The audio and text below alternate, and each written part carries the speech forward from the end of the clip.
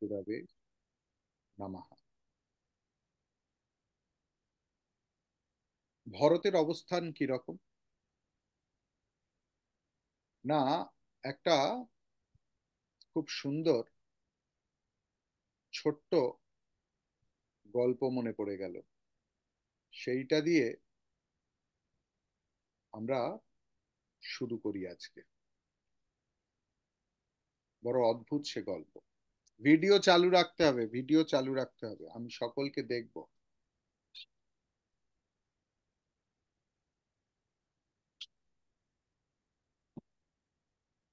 একবার এক ব্যক্তি জীবনের একটা প্রান্তে এসে খুব বড় একটা বাড়ি কিনেছিলেন। প্রায় 1 একর জমির ওপর বাড়ি। তাতে তার স্ত্রীর পছন্দের আম গাছ লাগানো হয়েছে, খুব সুন্দর। বন্ধু বান্ধবরা প্রায়ই আসে, তার সঙ্গে চা খায়, সবকিছু করে। একদিন সব বন্ধুরা বলল যে দেখো, সবই তো করেছো, তুমি তোমার বাড়ির একটু বাস্তু দোষটা দেখিয়ে নিও। বলে সে কি কথা, বাড়ির আবার বাস্তু এরকম কিছু হয় নাকি? বলছে হ্যাঁ গো, বাড়ির বাস্তু দেখাতে। বললো ঠিক আছে, তোমরা যখন বলছো। তখন সে ইন্টারনেট সার্চ করে ভারতবর্ষের সবচেয়ে বড় যে বাস্তুবিদ তাকে অ্যাপয়েন্ট করলো। ভদ্রলোক বাড়ি কিনেছেন জয়পুরে, গ্রামে, জয়পুর সিটি থেকে একটু ভেতরে। তাকে প্লেন খরচ দেয়া হয়েছে, ভদ্রলোক নিজে আনতে গেছেন।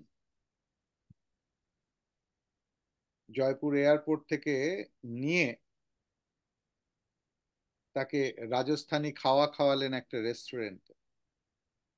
তারপরে গ্রামের দিকে যাচ্ছেন। যেতে যেতে ওই বাস্তুবিদ লক্ষ্য করলেন যে যে কেউই হর্ন দিচ্ছে উনি তাকেই সাইড দিয়ে দিচ্ছেন। খুব অবাক হয়ে বাস্তুবিদ তাকাচ্ছেন তার দিকে। অনেকক্ষণ পরে জিজ্ঞেস করছেন যে আচ্ছা, সবাই যারা হর্ন দিচ্ছে আপনি তাদেরকে কেন ছেড়ে দিচ্ছেন? বলছে আহা, তাদের তো খুব তাড়া আছে, নইলে তারা আর হর্ন দেবে কেন? আমাদের তো আর এত তাড়া নেই, যাদের তাড়া আছে তারা একটু আগে যাক। এরকম যেতে যেতে হঠাৎ তিনি দেখলেন যে গলি থেকে একটা বাচ্চা বেরিয়ে পড়েছে। উনি তাড়াতাড়ি ব্রেকটা কষলেন, গাড়িটা যেহেতু খুব জোরে চলছিল না, তাই দুর্ঘটনা হয়নি। তারপরে উনি দাঁড়িয়ে রইলেন। তো বাস্তুবিদ জিজ্ঞেস করলেন যে কেন দাঁড়িয়ে রইলেন?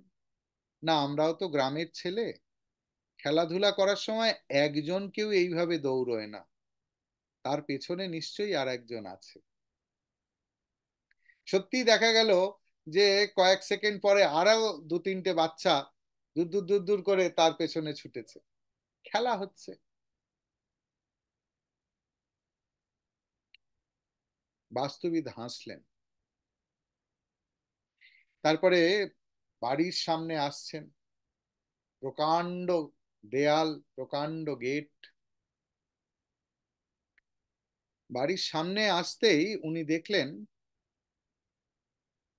যে গাছ থেকে পাখিরা উড়ে যাচ্ছে অনেক।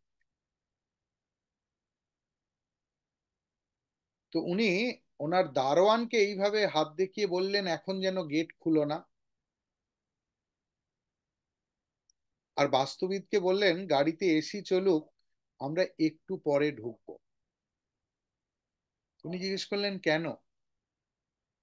না, এখন গ্রামের ছেলেরা, এখন তো এই বৈশাখ জ্যৈষ্ঠ মাস, গাছে আম ধরেছে, তারা সবাই মিলে ঝাঁপিয়ে ঝুড়ে গাছে উঠেছে, তাই পাখির দল উড়ে গেছে তাদের ভয়ে। এখন তারা যদি জানতে পারে যে এই বাড়ির মালিক বা গাছের মালিক চলে এসছে, তারা ভয়ে দূর দূর করে নামতে থাকবে, আর তাদের হাত পাটা ভেঙে যেতে পারে। তাই তারা চলে গেলে আমরা বাড়িতে ঢুকবো। তো বাস্তুবিদ বললেন যে দেখুন, আমাকে বরং আবার জয়পুর এয়ারপোর্টে নিয়ে চলুন, আমি ব্যাক করে যাব মুম্বাইতে। বলে কেন, আমার কি কোনো সেবার অপরাধ হয়েছে? তখন বলছে না, আমি যে কাজ করতে এসেছি সেটার আর দরকার নেই। না কেন? না, যে মানুষ সর্বদা অপরের কথা ভাবে, গাড়ি চালানোর সময় ভাবে যে আহা পেছনের মানুষ হর্ন দিচ্ছে মানে তার খুব তাড়া আছে, যে মানুষ বাচ্চাদের শিশুদের খেলার ভঙ্গিমা বোঝে এবং তাদের যাতে ধাক্কা লেগে না যায় দাঁড়িয়ে থাকে, এবং যার বাড়িতে আম চুরি করতে এসছে এবং সেই ছোট ছোট বালক চোর তারা বাড়ির মালিককে দেখে ধরাপড় করে নামতে গিয়ে পড়ে গিয়ে হাত পা না ভাঙে, এই কথা যে চিন্তা করছে তার বাড়িতে কোনোদিন বাস্তুদোষ আসতে পারে। যে মানুষ সর্বদা অন্যের ভালো চায়, অন্যের সুখের কথা চিন্তা করে, সেই মানুষের পুরো জীবনটাই জীবন চরিত হয়ে ওঠে, পুরো জীবনটাই একটা মন্দির হয়ে ওঠে। আসুন আমরা ভরত চরিত্র অনুধ্যান করি। ভরত চরিত্রও কিন্তু এই একই রকম এক চরিত্র। ভাব সবকে মন মোদু না থোরা, 184 দোহার পরে আমরা চৌপাই পাঠ করছি। जनु घन धुनि सुनि चातक मोरा, चलत प्रात लखी निरनौनी के, भरतु प्राण पिय भे सब ही के। যেমন মেঘের গর্জন শুনে চাতক ময়ূর আনন্দিত হয়ে পেখম মেলে ধরে, আহা সে বড় অদ্ভুত দৃশ্য। চাতক পাখি তো আমি দেখিনি কখনো, কিন্তু ময়ূর দেখেছি। আমি রাজকোট আশ্রমে থাকতাম, সেখানে বুনো ময়ূররা আসতো, আমাদের পেঁড়া কেনা হতো, সেই ময়ূর অত বড় লেজ নিয়ে টেবিলে উঠে পড়তো পেঁড়া খাওয়ার জন্য। তাকে পেঁড়া দিলে সে শান্ত হয়ে অফিস থেকে যাবে। বিশ্বাস করুন, আমার প্রায় 1.5 বছরের অবজারভেশন। যখন আরতি শুরু হতো ঘন্টা বাজার সঙ্গে সঙ্গে মন্দিরের পাশের মাঠেতে ময়ূর পেখম মেলে দিত। কি তার আনন্দ, এবং সে নাচতো। তো এই রকম আনন্দ, এই রকম আনন্দে সকলেই পরিপূর্ণ হয়ে গেল। পরের দিন সকালবেলায় যাত্রা শুরু হবে। সেই সংকল্প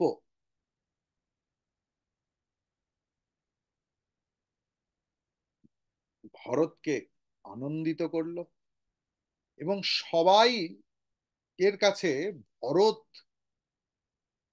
প্রাণের মতো প্রিয় হয়ে গেল। ভরতের সম্বন্ধে সমস্ত ভুল ধারণা মানুষের কেটে গেল। দেখুন, মানুষের ভুল ধারণা কাটানো যায় না, অন্তত প্রবচন দিয়ে তো কাটানো যাবে। আপনারা অনেকেই 60, 65, 70, 75, 80 পেরিয়ে গেছেন। জীবনের অতীতের পাতাগুলো একবার উল্টে দেখুন। মানুষের ভুল ধারণা শব্দে দিয়ে কি কাটানো গেছে? জীবন দিয়ে খুব সহজে কাটানো যায়। জীবন যাপনের বিষয়। আমরা জীবন যাপন করলে মানুষের সমস্ত ভুল ধারণা কেটে যায়। মানুষের ভুল বোঝা এড়াতে পারবেন। তবে গুরু সম্পূর্ণ আলাদা বস্তু। হ্যাঁ, আমি খুব ঘনিষ্ঠভাবে গুরু সঙ্গ করেছি বলে আমি এই শব্দ বলতে পারছি। গুরু ইচ্ছাকৃতভাবে ভুল বোঝেন, এমন অবুঝের মতো আচরণ করেন, সাধারণের থেকেও সাধারণ। তিনি শুধু দেখতে চান যে তার প্রাণাধিক প্রিয় সন্তানেরা কি ভাব রেখেছে। এ আচার্য আর সন্তানের সম্পর্কের সমীকরণ। কিন্তু সাধারণ সংসারী মানুষ ভুল বোঝা শব্দ দিয়ে আটকানো যাবে না। আমি যতই বেদান্ত বলি, যাই করি, যতক্ষণ না সেই অনুযায়ী আমি জীবন যাপন করতে পারছি, মানুষের ভুল ধারণা যাবে না। এখানে ভরত কিন্তু নিজের জীবন দিয়ে তার প্রতি সৃষ্টি হওয়া ভুল ধারণা কাটিয়ে দিলেন। ভারতের ভরতের সদাচার এবং স্নেহের প্রকাশ দেখে মানুষ উচ্ছ্বসিত প্রশংসা করতে এতটুকু কুণ্ঠা বোধ করলো না। সবাই ধন্য ধন্য করতে লাগলো। ভরতের এই ইষ্টপ্রীতি, রামপ্রীতি এবং ভ্রাতৃপ্রীতি, ভাইয়ের প্রতি ভালোবাসা অক্ষয় হয়ে রইল। সংকল্প যদি উৎকৃষ্ট হয় তাহলে বাকি কাজটা হবে। আমরা পুজোয় প্রত্যেক দিন পুজোর পরে আপনারা কি বলেন? ওহ স্বামীজি, কি সুন্দর পুজো হলো, মনে এমন সুন্দর একটা ভাব তৈরি হলো। কেন হয় বলুন তো? তার কারণ আমরা যে পুজোর আগে সংকল্প করি, তার জোরে পুজো সত্যিকারের পুজো হয়ে ওঠে। এবং সেই জন্য আমি সবসময় চেষ্টা করি সংকল্পের পরে একটুখানি তার অর্থ বলে দেয়া। আমরা জীবনে সংকল্পই করি না। ভেবে দেখুন, আমরা কি সত্যি সত্যি সংকল্প নিয়ে করি কিছু? যদি ঠিক ঠিক সেই সংকল্প করি, তখনই তন্মে মনঃ, কি কেউ কোনো কথা বলছে না, শিব সংকল্পমস্তু। ঠিক, তো তখনই সেই সংকল্প শিব সংকল্প হয়ে ওঠে। ঠিক সেই মুহূর্তে আমাদের সংকল্প শিব সংকল্প হয়ে ওঠে। অর্থাৎ তখন আর আমাদের সংকল্প থাকে না। একে তো মঙ্গলময় সংকল্প, মঙ্গলময়ের সংকল্প। ঠিক, সবাই ভরতের সঙ্গে যাওয়ার জন্য প্রস্তুত হতে লাগলো।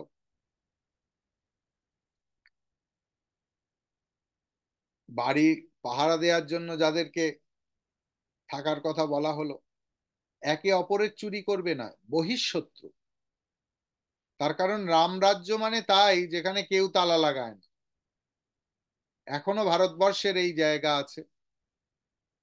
আমি আজ থেকে 24 বছর আগে আন্দামান যাওয়া হয়েছিল। সেখানেও লোকে বাড়িতে তালা লাগায় না। জেলের কয়েদিদের সপ্তাহে একদিন করে ঘুরতে পাঠানো হতো। আমি জানি না আজ কি অবস্থা। মানুষ এরকম ট্রান্সপারেন্ট পলিথিন ব্যাগে টাকা নিয়ে যাচ্ছে, নিজের চোখে দেখা। তাহলে মাত্র 24 বছর আগে যদি এরকম হয়, তাহলে এত হাজার হাজার বছর আগে রাম রাজ্যে কি না ছিল? কিন্তু বহিঃশত্রু তো সবসময় ছিল। তাই না? তো তাদের জন্য যাদেরকে রেখে যাওয়া হলো তারা ভাবছে বাবা আমরা কি বিনা অপরাধে শাস্তি পেলাম। আবার অনেকে এইরকমই বলতে থাকলো যে সুরক্ষার কি দরকার, জীবনের সার্থকতা লাভ যাতে হয় সেটা করাই তো ভালো। আমি বলছি না, को कह रहा न कहिया नहीं काहू, को न चाहे जग जीवन लाहू। যে ধন সম্পদ আবাস সুখ মিত্র মাতা পিতা ভগবান শ্রীরামচন্দ্রের চরণ যুগলের দর্শন করতে খুশি মনে সহায়ক না হয়, তা তো ধ্বংস হয়ে যাওয়াতেই মঙ্গল। তুলসীদাস জি বলছেন, जरौ सो संपत्ति सदन, सुख सुहृद मातु पित भाई, सनमुख होत जो राम, पद करे न सहस सहाय। আমরা সন্ন্যাসী দেখে প্রণাম করি, যখন আমরা ছোট বয়সে গুরুর কৃপায় এই পথে আসতে পেরেছি, আর অন্যান্যরা যখন মঠে মন্দিরে আসতো আর একে অপরকে বলতো দেখো কি ছোট ছেলে সন্ন্যাসী হয়েছে, আমরা সবাই চাই অন্যের ছেলে সন্ন্যাসী হোক, নিজের ছেলেটি সন্ন্যাসী হোক আমরা কেউ চাই না। এ এক অদ্ভুত বিষয়, খেয়াল করে দেখেছেন কি? এখন জীবনের শেষ প্রান্তে এসে বললে হবে না যে আমার কিচ্ছু এসে যেত না, আমার ছেলে যদি একবার বলতো আমি সন্ন্যাসী হব আমি তাকে ছেড়ে দিতাম। ফিরে যান সেই সময়। ঠাকুরও সেই কথা বলেছেন। যাই হোক, প্রজাদের ঘরে ঘরে অনেক রকমের বাহন সাজানো হতে শুরু করলো, সবাই আনন্দে ডগমগ করছে, সবাই গাড়ি রিপেয়ার করছে, গাড়িতে হাওয়া দিয়ে নিচ্ছে, কার ইঞ্জিন অয়েল বদলাচ্ছে, কেউ ব্রেক অয়েল বদলাচ্ছে, কেউ সি অয়েল বদলাচ্ছে, যারা গাড়ি চালান তারা তো জানেনি, কেউ ক্লাচ প্লেটটা একটু চেক করিয়ে নিচ্ছে মিস্ত্রিকে দিয়ে, কেননা সকালবেলায় বেরোতে হবে, অনেক দূরের যাত্রা যে, তাই না? তো পরের দিন সকালেই যাত্রা আরম্ভ। ভরত ফিরে গিয়েই বিচার শুরু করলেন যে এই যে নগর, এই যে শহর, এত ঘোড়া, এত হাতি, এত বড় বড় প্রাসাদ, এত ধন সম্পদ, সবই তো রামচন্দ্রের। কি সুন্দর বিচার দেখুন, যে আমরা ব্যক্তি রামের সঙ্গে দেখা করতে যাচ্ছি, কিন্তু পুরো অযোধ্যা নগরী তো রামময়, এই অট্টালিকাও তো তিনি এবং তার, এই ধন সম্পদ তো তিনি এবং তার। আমরা কি এখন আবেগের দ্বারা পরিচালিত হব, নাকি আমাদের বিচার এবং বিবেকও কাজে লাগাবো? কি সুন্দর চরিত্র দেখুন, রামচরিত মানুষের প্রত্যেকটা চরিত্রকে অনুকরণ করা যায়, বিশেষ করে ভরত চরিত্র তো বটেই। কি প্র্যাকটিক্যাল দেখুন, আমরা আবেগের বশে কত রকম কিছু করে ফেলি, কত রকম কথা দিয়ে ফেলি, করি না? ভেবে দেখবেন কত রকমের কমিটমেন্ট করে ফেলি আবেগের বশে। ভরত বিচার করতে লাগলো যে আমরা যদি এইসবের সুরক্ষার ব্যবস্থা না করে এমনিই চলে যাই, তাহলে তার পরিণাম তো ভালো হবে না। প্রভুর জিনিসপত্র না রক্ষা করে এইভাবে অবহেলা করা, এই যে সাংঘাতিক পাপ। লোকেরা কোটি কোটি দোষ দেখুক, জীবনে যে সৎ পথে চলে সে মানুষকে প্রসন্ন করতে চায় না, যে মানুষ যা ভাবে ভাবুক, আমি আমার আদর্শের পথে ঠিক আছি তো? আমি আমার সত্যের পথে ঠিক আছি তো? তাই সেবকের কর্তব্য প্রভুর সেবাতে নিহিত থাকে।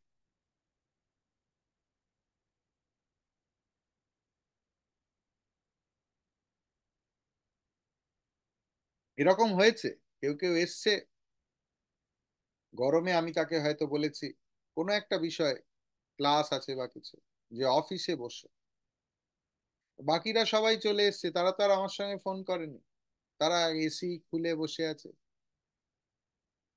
তারাও তাকে ডাকছে যে এসো এসো এসো, না,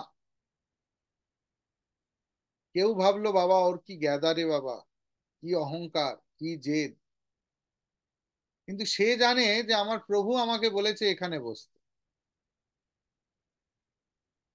পরে কি করলো সেটা অন্য প্রশ্ন, কিন্তু যতক্ষণ ধরে রাখতে পারলো ততক্ষণই তো ভালো।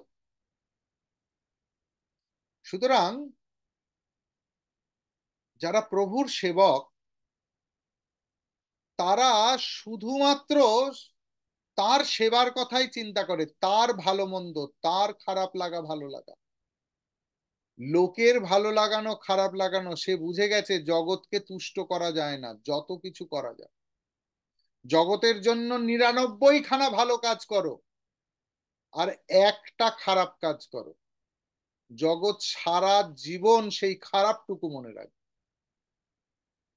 আর প্রভুর জন্য একটা ভালো কাজ করো আর 99টা যা কিছু করে থাকে, প্রভু ওই একটাকে বুকে ধরে রাখবে।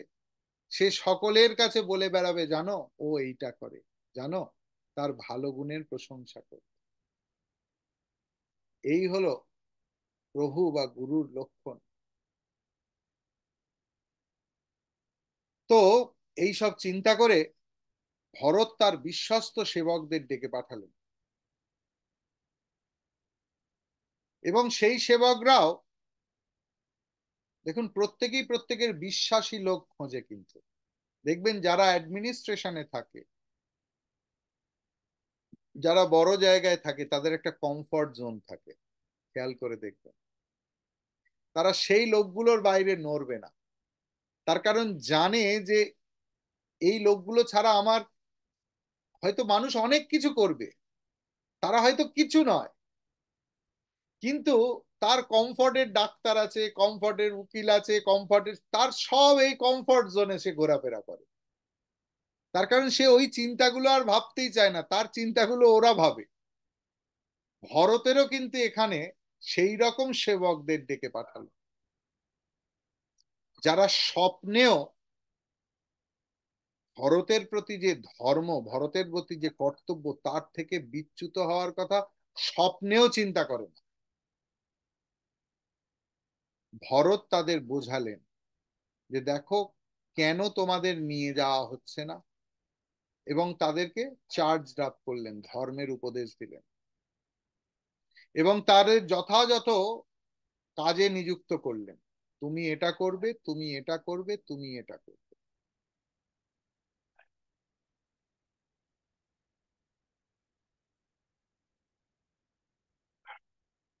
স্বামীজি তার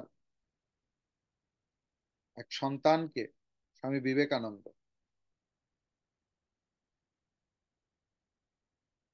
কঙ্খলে পাঠিয়ে দিয়ে বললেন, যা ওখানে একটা হসপিটাল কর,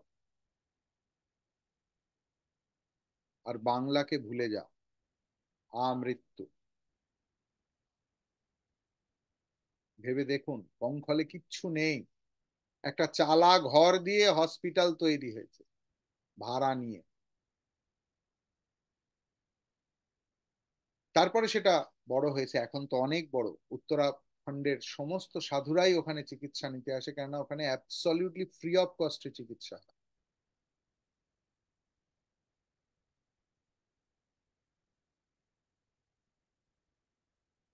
স্বামীজির মৃত্যু সংবাদ পেয়েছেন,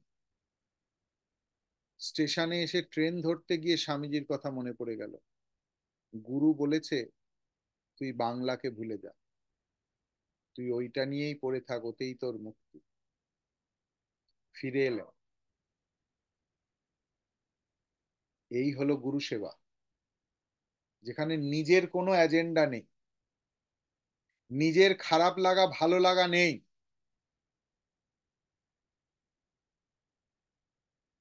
গিরিশ ঘোষকে শ্রীরামকৃষ্ণ বললেন, দে শালা আমায় বকলমা। গিরিশ ঘোষের সন্তান মারা গেছে, সে কাঁদতে পাচ্ছে না যে আমি যে আমার সবটুকু ঠাকুরকে দিয়ে দিয়েছি, আমি কি করে কাঁদবো। এর নাম গুরু সেবা। কেন বলছি এগুলো আমাদের লিটমাস। আমরা প্রত্যেকটা মুহূর্তে আমাদের জীবনের ধাপে ধাপে কি এইটা বিচার করি যে এটা করতে যাচ্ছি, যে এটা বলেছেন তো করতে, বা এটা বলেছেন আমি এটা করব না, তাতে খারাপ হোক, আই ডোন্ট কেয়ার। আমার জীবনের এইটুকু বড় শান্তি যে আমি গুরু বাক্য পালন করেছি, আমি শাস্ত্র বাক্য পালন করেছি।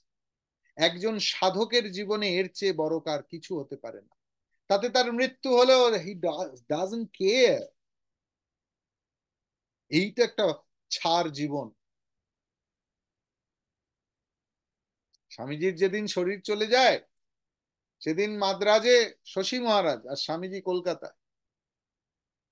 স্বামীজি স্বপ্ন দিচ্ছেন শশী মহারাজকে, ওরে শশী ওঠ, দেখ বেলুর মঠে এই শরীরটাকে থুতু ফেলে দিয়ে এলাম। এই তো ছাড় জীবন, তার জন্য আবার এত কিছু। জীবনে একটা আদর্শ নিয়েও যদি মৃত্যুবরণ করা যায়, তবেই তো সে মহৎ মৃত্যু, তবেই সে মৃত্যু উৎসব। আমরা কি প্রস্তুত আদর্শের জন্য নিজেদের শরীর প্রাণ মন ত্যাগ করতে? তবে আমরা সাধক।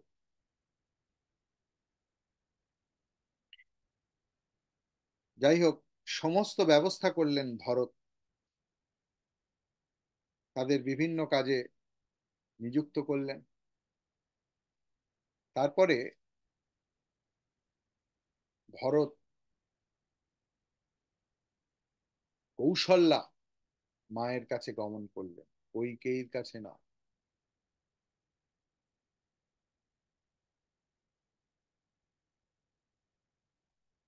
ভরত দেখলেন যে মায়েরা খুব দুঃখী। ভরত এক আধারে জ্ঞানী এবং প্রেমী। শুধু শুষ্ক বেদান্ত বিচার করে একজন মোক্ষ লাভের অধিকারী হতে পারেন। ধর্মের সারাংশ লুকিয়ে আছে প্রেমে। হৃদয়ে কি প্রেমের বীজে অঙ্কুরিত হয়েছে?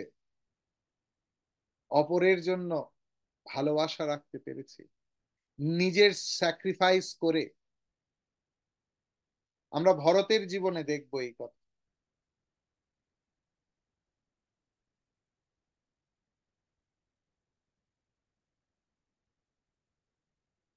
আমার সঙ্গে এক ভদ্রলোক যান, তিনি মধ্যবিত্ত পরিবারে। কখনো কখনো কেউ ভিক্ষে চাইলে আমি দেখেছি ওনাকে 50 টাকা ভিক্ষা দিতে, এবং খুব হাসি খুশি হয়। আমি বললাম যে আপনি এই প্রত্যেকবারে সবাইকে 50 টাকা করে দিচ্ছেন, কি ব্যাপার, আর এত হাসি মুখে? বলে, মহারাজ, আমার সঙ্গে তো ওর কোনোদিন দেখা হয়নি। আমার ভিক্ষে ছাড়াও ও এতগুলো দিন বেঁচেছে এবং সুখেই বেঁচেছে।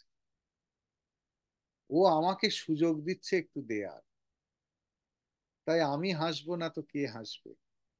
আমার চেয়ে সুখী আর কে হবে, যে আমায় অন্তত একটু সুযোগ দিচ্ছে সেবা করার। কি সুন্দর অ্যাটিটিউড দেখুন। আমাদের হৃদয়ে এমনি প্রেম এবং জ্ঞান। ভরত হলো সেই প্রেম এবং জ্ঞানের পরাকাষ্ঠা। তাই সে কি করলো না, মায়েদের জন্য, মায়েরা খুব দুঃখী, স্বামী চলে গেছে, প্রাণাধিক প্রিয় পুত্র, সকলের পুত্র তো রাম, কৌশল্যার নয় তো? কৌশল্যার গর্ভজাত হতে পারে। রাম যে সকলের নয়নের মনি, রাম যে সবার সন্তান। তাই তিনি তাদের জন্য খুব সুন্দর পালকি এবং সুখাসন গদি টদি দিয়ে যাতে অসুবিধা না হয়।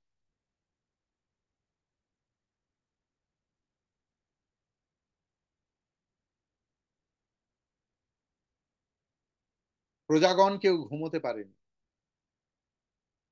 সবাই তাকিয়ে আছে কখন সূর্যোদয় হবে। দরজাটা খুলছে, এখনো হলো না। আর কতক্ষণ? সূর্যদেব কি আজকে এখনো উঠতে পারছে না? কেউ ঘুমোতেই পারলো না, রাত জেগে কাটিয়ে দিল। আর সবাই মিলে সেই গাইতে শুরু করেছে, শ্রীরাম জয় রাম জয় জয় রাম, শ্রীরাম জয় রাম জয় জয় রাম, শ্রীরাম জয় রাম জয় জয় রাম, শ্রীরাম জয় রাম জয় জয় রাম, জয় জয় রাম, জয় জয় রাম।